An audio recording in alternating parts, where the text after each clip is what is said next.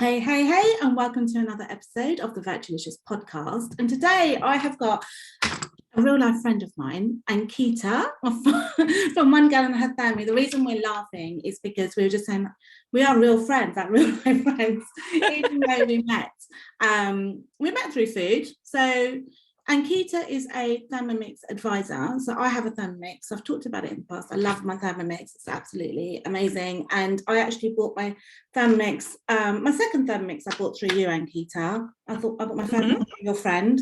Because that with Thermomix, you just become friends, don't you, when you like... Absolutely. I mean, I always say friends become customers, customers become friends. And then if you join, like you did for a very, very short time, we become an extended family of just people. Yes, it's quite exciting. Brilliant. So welcome, Ankita. Thank you for joining me. And you're like me, you love cooking, right? And because you're always on your Thermomix, you love using it a lot. So one thing that we both have in common, that we're both Indians, so we love pancakes, but we also have different takes on pancakes, right? Absolutely. Absolutely. I mean, the normal recipe of pancake is a staple in our house. I have two children. It's a weekend treat. And obviously, I'm going to just throw that in. The same batter, I make waffles very often with it as well. But I'm very excited to talk about, different pancakes today as well, in advance of, Pancake Day and Shrove Tuesday. Excellent. Yeah. So all right, let's start with the basic recipe. Okay, so I have a basic recipe. I don't know if you've got a basic recipe. If you make it every week, then you probably do. I always have like these sort of visions. Every year I make pancake. I love Pancake Day. It's like my favorite day. And then I'll make pancakes. I'll make savoury. Like I make I'll do the whole meal as pancakes. I'll like do savoury pancakes for dinner, and then sweet pancakes for dessert, because I just love them so much. And I think, but pancakes are so easy. Like they're super easy, and you can make the batter in advance and leave it in the fridge, and then the next day come back and make pancakes again. And I think, well, I'm going to start making pancakes like throughout the year, and I never do, but I wish I did, because it's amazing. They are brilliant. Oh gosh, you should. I mean, that's the greatest thing. I mean, again, it's such a nutritious meal because it's got that balance of the carbohydrates, obviously the protein if you're using egg, and the dairy, but you can also use all the dairy-free milks as well. So interesting enough, I don't know why more people aren't having it, not just for breakfast, but like you say, lunch and dinner, because it's just something so easy that you can make when you are time poor, yet it's nutritionally balanced. So true. All right, basic recipe. My basic recipe, I've converted it from grams and milliliters into tablespoons and mugs and things like that. So it's 5 tablespoons of flour, 1 egg, and half a mug of milk is my standard recipe. And it's so easy to remember. Right. Okay. And how many is that sort of for one, or is that for? That makes a few pancakes. I don't know how many. I'm really rubbish at kind of like counting, working it out. How big you make them. It depends on how thin you make them. Yeah, absolutely. I mean, I think if I'm looking at my basic recipe, it's something like 200 grams of flour, 2 eggs, and then it's funny because the recipe I follow, because again, I'm following Thermomix recipes, has about 300 grams of milk. But that makes, and if you can see the pictures that we've both got on our backgrounds, it makes those kind of really thick American stack pancakes. But when you're having them as often as we do, we water them down by putting more milk.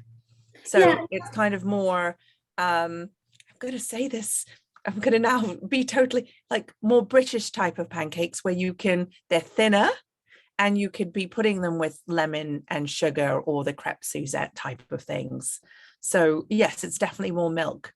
But I think the great thing is people know what they like, don't they? If the batter looks too thick, then they can add some more liquid. If it's too liquid, you add a bit more flour. I mean, it's totally up to you what you can do. So when you said you use it to make waffles, do you use a thicker version for the waffles? Yeah, so when I'm making waffles, yes, I do use the thicker version, but like you say, I'll make the standard batter, whatever that is, and then if we have leftovers, I'll put it in the jar, put it in the fridge, and it tends to thicken overnight naturally. So like any cooking, if you make your first waffle and it turns out too thick, you add a bit more milk. But I think any version works for waffles. You just need a good waffle iron. Yeah, I bought one recently and I love it. I had one, but I couldn't find it anywhere, which is not like me. And I've looked absolutely everywhere. And I'm thinking, like, how can you lose a waffle iron? When you've looked everywhere, it's not like something that you lend out, is it? No. Or you take somewhere with you. Where is it? So I had to buy another one. Okay. Oh no, really? Yeah, another one, because you need a waffle maker. You do. And some of those really great waffle makers turn into, if you change the heat plate, turn into toasty makers. That's the one I have. So I've got both plates. I have a separate toasty maker. But yeah, because you need a sandwich toaster as well. Like not sandwich maker. What are they called? Sandwich makers? Yeah, it's like sandwich maker, toasty makers. Yeah. Yeah. Okay. All right. You need lots of space. That's the problem. Okay. So we're saying that that's a standard thing, standard mix. But the thing is, that's got all the things that some people are trying to exclude at the moment. So it's got gluten in it, it's got eggs in it, and milk, which, you have all these different dietary requirements like lactose intolerant, maybe you're vegan, maybe you're gluten intolerant. So what I think we'll do is we'll talk about all the alternatives, because I know like the things that you're into as well and I'm into, and actually these alternatives, which are really traditional alternatives in some cases, actually address those points, don't they? And they do it in such a nice way that you're not missing out. It's super tasty and you're being a bit more adventurous. Yeah, absolutely. And then we'll also be touching on like the savoury side of it by talking about that as well. So I know one of your favourites is dosas, and I actually don't know how to make them, so I'd love to know how. Okay. So, and if you explain what it is as well. Absolutely. So it's interesting, and I know you said we were both from India, so I'm actually from North India, whereas dosas are a South Indian, almost staple. I'm going to say staple. And even as an avid cook, even as a Thermomix owner, I always used to go out for dosas to, Indian restaurants to get them, until I, hired about 10 years ago an Indian housekeeper.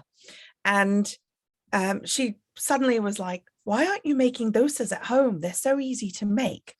So she made them. And now, again, it's a staple in our house, because again, when people are trying to stay meat-free, as many people are trying to do, or have meat-free days, dosa is a really lovely meat-free version as well. So what it is, it's kind of a thin rice and dal and lentil pancake, and they're traditionally eaten as breakfast with something called sambar, which again, the easiest way to describe it is like, I spent quite a lot of time in Japan, and we'll talk about that in a minute, but it's like the staple for South Indians. Sambar and dal is the equivalent of a Japanese miso soup.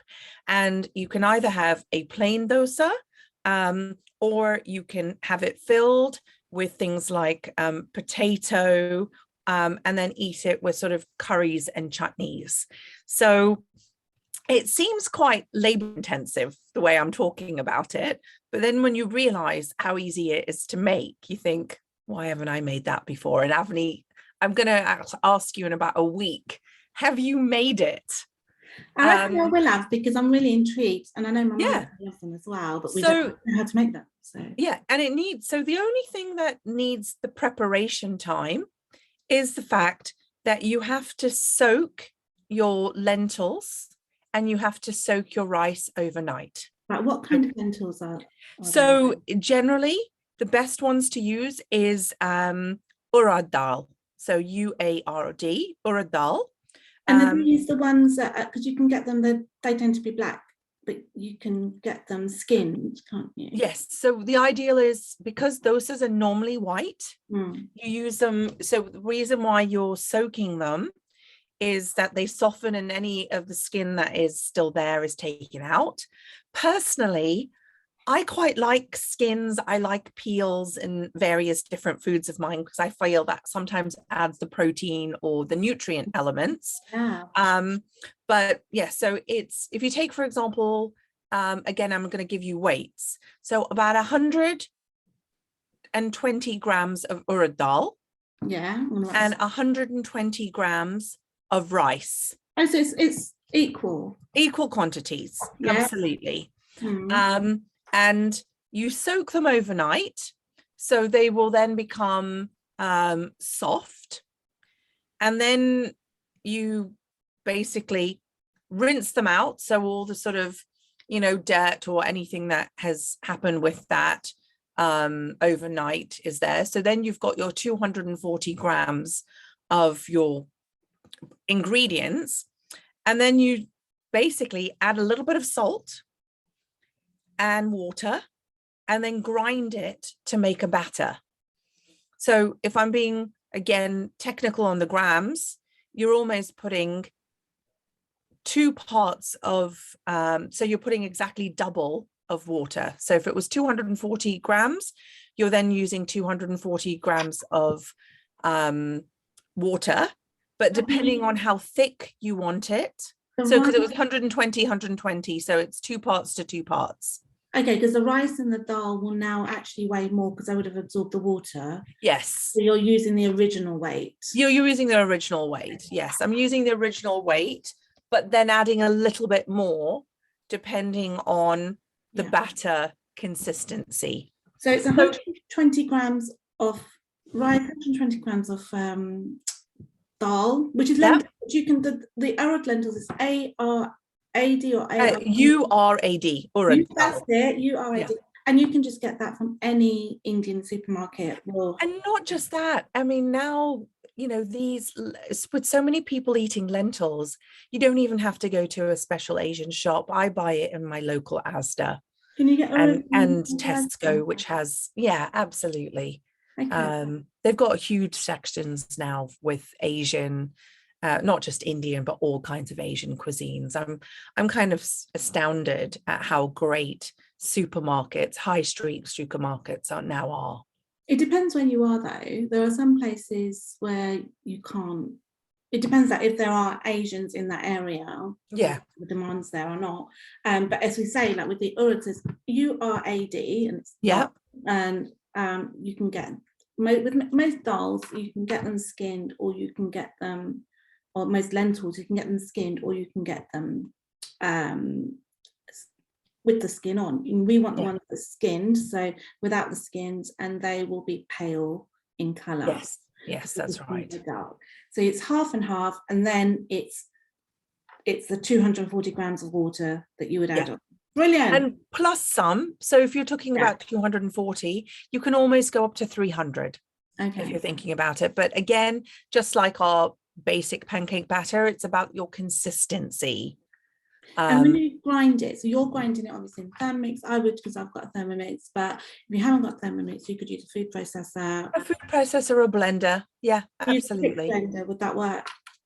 Yeah, absolutely. I mean, it'll take some time, but you want all the rice and the urad dal to just be blended into that water. It's like a batter, isn't it? You'll get what looks like, a milk consistency, a milk color, because it's generally white. What you'll produce is a white batter. And you're ready to kind of make your dosas in a frying pan. Or if anyone does cook a lot, you'll use it in a tawa, which are the sort of Indian frying pans. And the only difference between them is actually tawas are fully flat.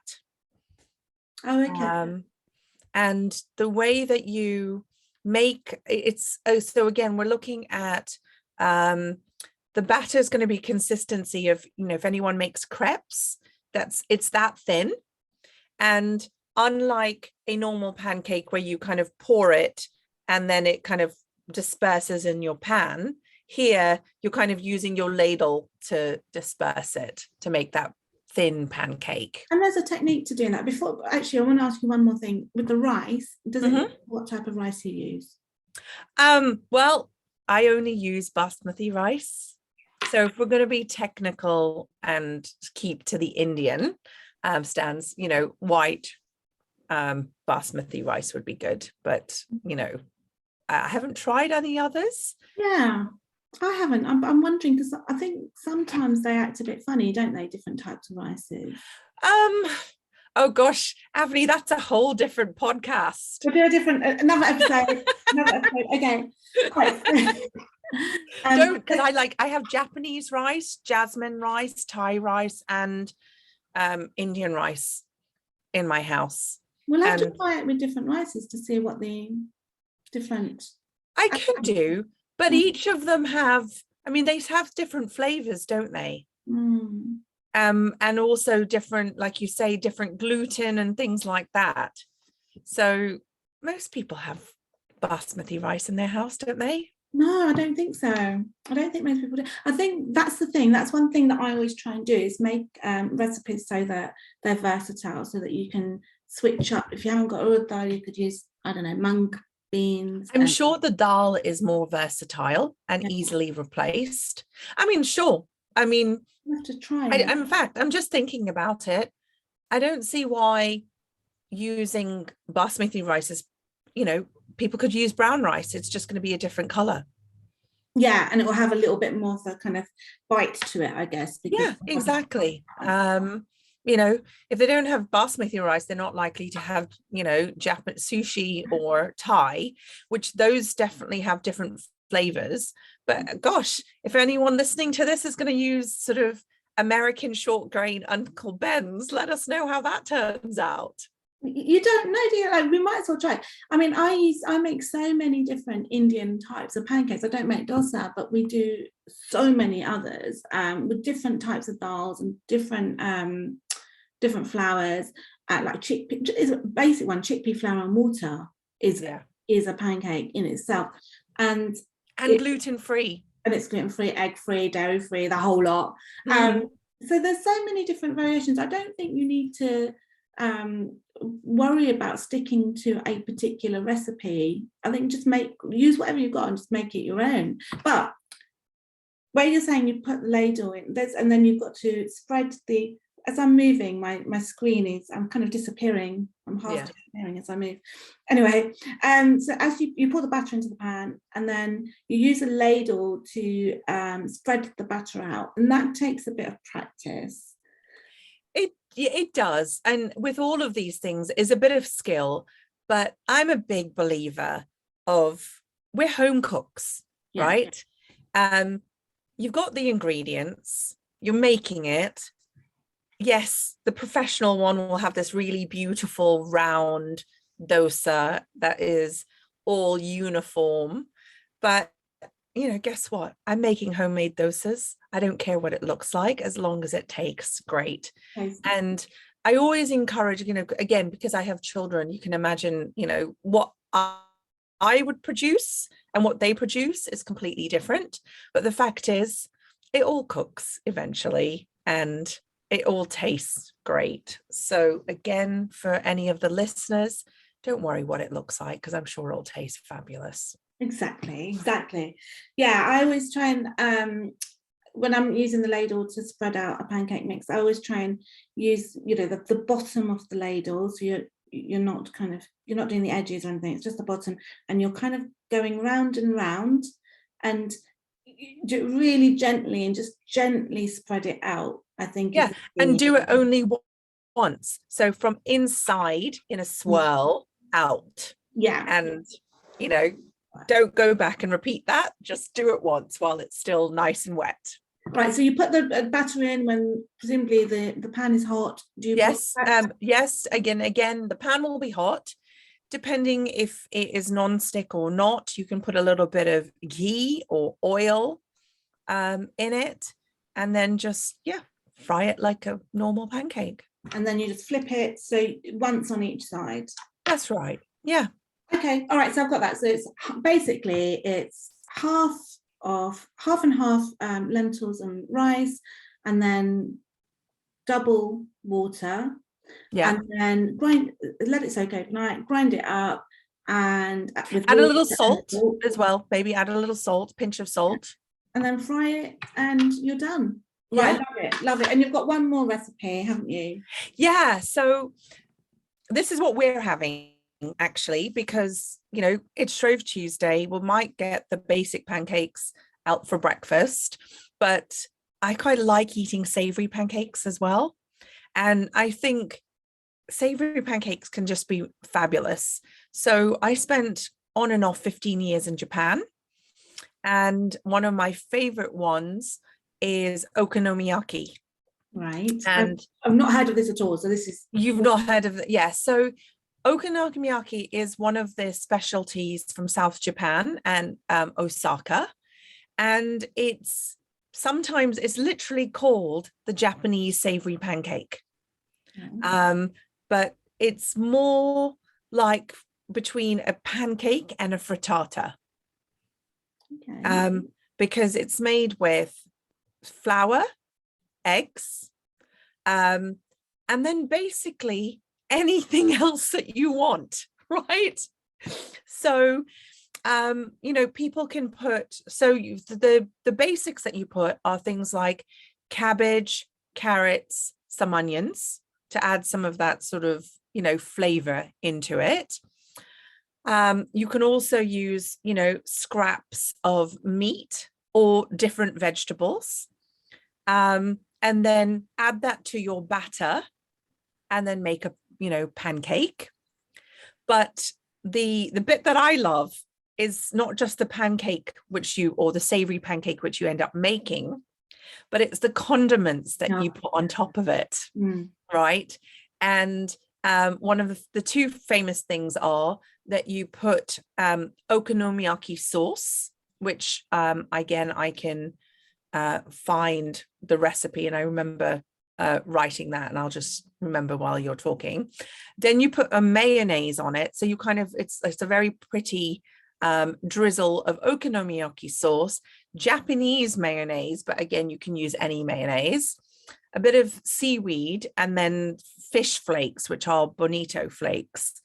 And oh my goodness, just talking about it, my mouth's starting to water because you're getting very excited. It's very exciting. And it's so simple. It's so simple, but it's so delicious. And eggs so you've got flour and eggs. Is it plain flour? Yeah, plain flour. Yeah. And if you're like, I know measurements are difficult, but if you're adding eggs, what consistency should that turn into a sort of pancake batter type consistency? Yes, it's kind of like a pancake batter consistency. Yes, exactly. You've got quite a lot of eggs compared to flour. More than normal. I mean, I do have a recipe which I can link it to, but again, the object here isn't the consistency, it's the fact that you're using the eggs and the flour to bind all those all the other ingredients in. Right. So depending, you know, say for example, because I like putting courgettes in it, and it's one of my kids hate courgettes, so this is a fabulous way to hide the courgettes. Well, courgettes are quite watery. Yeah. So when I've grated the courgettes, they have more water to it than if I'm using a carrot, which doesn't really have water. So I think the theme, and to encourage people, isn't to worry about the quantities, it's to kind of look at your food or your batter and see, does it look too wet? Then add a bit more flour. or does it look too dry? Add a bit more water to, you know, so things are nicely coated and bound together. I love this. So I've put a blog post, I can't even speak, blog post together on pancakes, and what I'm really loving is which I'll link in the show notes below, and what I really like is that you've given us two completely different recipes to go along that, because in my blog post I'm talking about some of the Indian pancakes that I make and some of the different versions and different savoury fillings that I put in my sort of more British type pancakes. My mushroom and cream cheese filling, for example, which I really love, and different ways as well. Like traditionally we talk about having pancakes in, you know, like flat large pancakes, but you can make them with self-raising flour, so you can have baking powder, and you can make them like the ones that we're looking, like the ones behind us right now. Or you can stack them. One thing I really love doing with pancakes is making them like a lasagna, where you sort of stack them with the filling in between. And and then, you know, if you've got like a creamy or tomatoey sauce, and then finish it off with some cheese on top and put it in the oven. Oh my God, it's really nice. And it's so good for this time of year when it's cold in the UK right now, and you're having something, you know how lasagna is really warming. This is like a lasagna, but made from pancakes instead. Oh, that's lovely. It's so good. It's so good. And you can also, like, you know how you have like cannellini tubes, you could just kind of like make a bake where you kind of wrap the filling in the pancakes. There's so many different things. So I talk about some of that in my blog post, and now we've got these different ideas as well, which I'll have to get around to adding, I guess. But absolutely. And I do have the okonomiyaki recipe on my blog as well, so it's there, including the okonomiyaki sauce, which is basically a mixture of the oyster sauce, sugar, ketchup, and Worcester sauce. Worcestershire sauce, shall I say? See that TikTok where no one can say it? And I haven't seen that TikTok, but I think I might make one. So, yeah, exactly. I'm saying I'm going to do a 30-day, I'm hoping to do a 30-day challenge of TikToks, where I'm going to make a different TikTok every day and try and like get into it, because my channel's looking a bit sparse at the moment. Oh, you should. It's so much fun. It's so much fun. And you know, I have to say, I'm a 40-year-old woman and I love doing this. It's brilliant, isn't it? It's just a bit of fun, actually. Yeah, absolutely. Do it. I will. We'll have to follow each other. I think we're already following each other, but I'm just not active enough. So, well, I don't always put my TikTok reels on my page, like on my normal page. You have to go to my reels to see them, but I've done some really funny ones that have nothing to do with cooking or food or health, but they're just funny and fun. So I put them anyway. A couple, I'll link them. You know, a couple of the really good ones, I'll link them in the show notes, so people can see that. And also a link to your blog specifically for that recipe as well. But you've got other really good recipes on there. Like one of my favorite ones is actually really, it sounds really boring, but it's actually one of my favorite ones. It's one of the recipes I make the most ever. Which one is that? Is the tomato and red pepper soup. Oh, because that is a classic. That is, I mean, actually, the reason why that's a classic is because the Thermomix purees the red pepper skins and the tomato skins so beautifully that you never know that you hadn't sort of roasted them and not peeled them. But also the vibrancy of the color is so great. And you have lentils in that recipe too. I mean, you don't know that you've got lentils because you can't. No.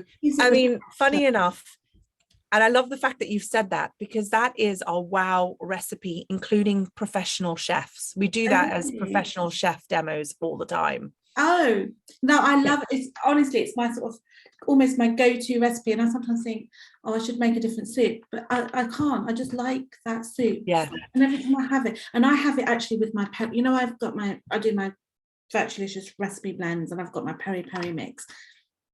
Tip, try it with the peri-peri mix. It's absolutely amazing. Oh, really? Yeah.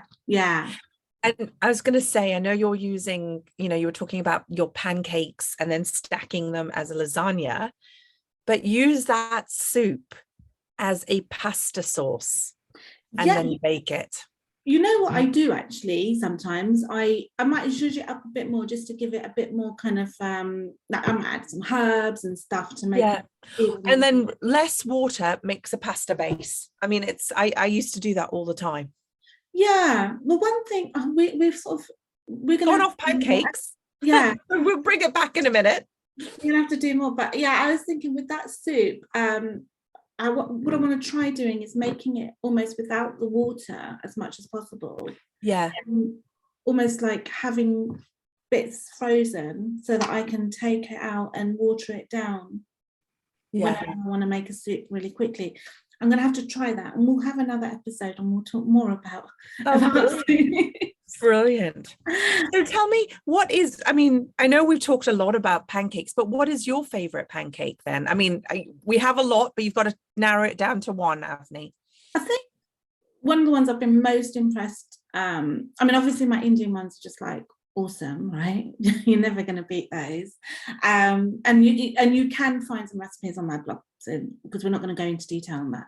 But the one that I think I'm most proud of is my the lasagna stack. But what filling that I made was mushrooms, which I sauteed down until, and then to sort of concentrate it a bit more. And then I just added either, you can add single cream or you can add cream cheese. And with using cream cheese, you can make it really healthy as well, because you can use light cream cheese and a bit of mustard, a little bit of flour, salt and pepper, and that's it. And I actually do the actual thing I use is the Virtulicious white sauce mix, which has the mustard and the salt and the pepper and the flour all mixed together. It's all ready. So I use that with either milk or cream cheese. And that makes a lovely creamy mushroom sauce. And then I just layer that up, and then grated cheddar on the top with a bit more of that sauce, and then grated cheddar on the top in the oven. And it's just amazing. Really good. Really good. And it's gone down well with my friends as well. So yeah. And that actually, I mean, that whilst it sounds like a great recipe, it's also perfect for Shrove Tuesday, because it really does sound like we're putting everything in and kind of going to that excess of indulgence, which is the whole point of, Shrove Tuesday. Oh, talking about indulgence. Okay, so my dessert pancake is standard pancake recipe that I spoke about before, and then fill it with ice cream, Maryland cookies that have been crushed over the top, and some chocolate sauce drizzled on top. You can't beat it. It's just amazing. Well, I have to say, in our house, it's the Nutella and bananas, and then ice cream as well. Yeah. So I mean, that's the thing. They're so versatile. Right. So it's been lovely talking to you, and we have to get this uploaded so that everyone can listen and make pancakes, because pancakes are amazing, right? And I hope that after listening to this, like, everyone's going to make pancakes. Let us know if you make pancakes, and tell us what you put in them and how they went, and share some pictures. We love it. And hopefully we'll also be making pancakes through the year this year as well. Absolutely. And some of these recipe ideas are great that you can make throughout the year, isn't it? And they're quite healthy too. So pancakes doesn't have to be healthy. The Indian, we'll have to do an episode on the full Indian ones as well, because they're so healthy and so many different types. Is. And then my final tip on that, the dosa mix, whilst you're frying it to make dosas, you're steaming them to make idlis. Is it the same batter? But it's less, is it less thick, less thin, so it's thicker? Well, you have idli molds, but yeah, I steam them. It's the same batter, absolutely same batter. Right, we love idlis. So, but we've been using the ready-made packets because we haven't really known how to make them. And the other thing I'd say about this is it's fermented, isn't it? Because it's kept overnight, and that's something we should have said much earlier on. It's a really good, the dosas and also the Indian pancakes that I make are a really good way of getting the extra probiotics into your diet, you know, and that's all the rage, isn't it, at the minute? So Oh, I mean, gut health is so important. Yeah, absolutely. yeah, and that's why, because these are traditional recipes, and they're traditional recipes for a reason, you know, like they stood the test of time for a reason, because they are good for us. They've, you know, been sort of, people have lived healthy lives eating all of these foods, you know. Yeah, so yeah, absolutely. Anyway, we can't stop. It's been really lovely to have you, Ankita. It's the first episode with you on it, so finally I'm so glad we've done it. Yeah, absolutely. And we've got some more planned as well, so it's not going to be the last. Yeah, we'll have to like stick to the actual topic.